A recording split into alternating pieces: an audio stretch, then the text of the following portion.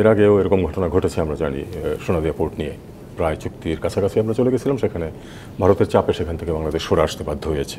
চীন ভারত সম্পর্ক বৈশ্বিক পর্যায়ে, আঞ্চলিক পর্যায়ে অনেক বেশি একটা চিন্তার বিষয় সবার জন্য, যে কারণ দুটো জায়ান্ট যখন কোনো সংঘাতে জড়াবে যদি, তাহলে সেটার ইফেক্ট কিন্তু সবাইকেই, সবার উপরই পড়বে।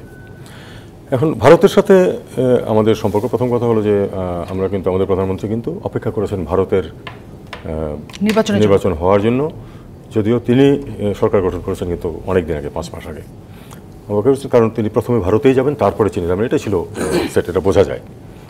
চীনে যদি উনি আগে যেতে চাইতেন তাহলে তো অনেক আগে যেতে পারতেন।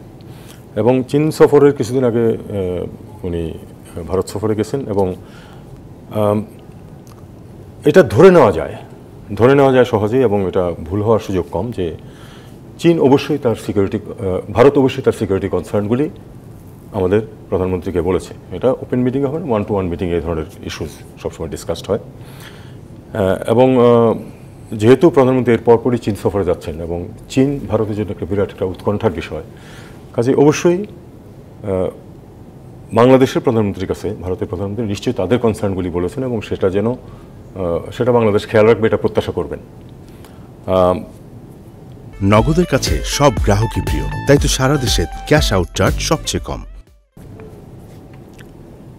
বিশেষ করে তিস্তা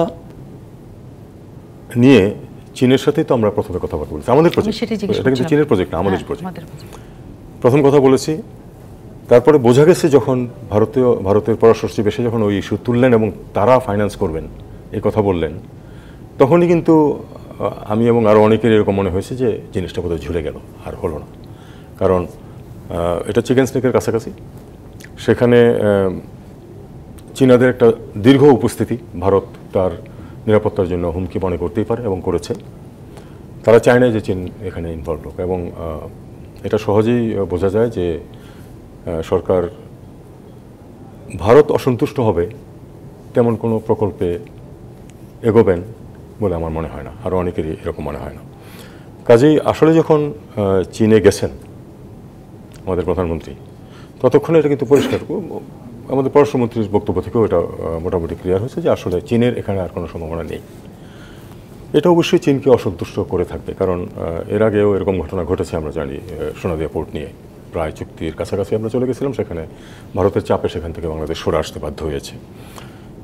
তো এখানেও একই বিষয়, এমনকি আমাদের প্রাক্তন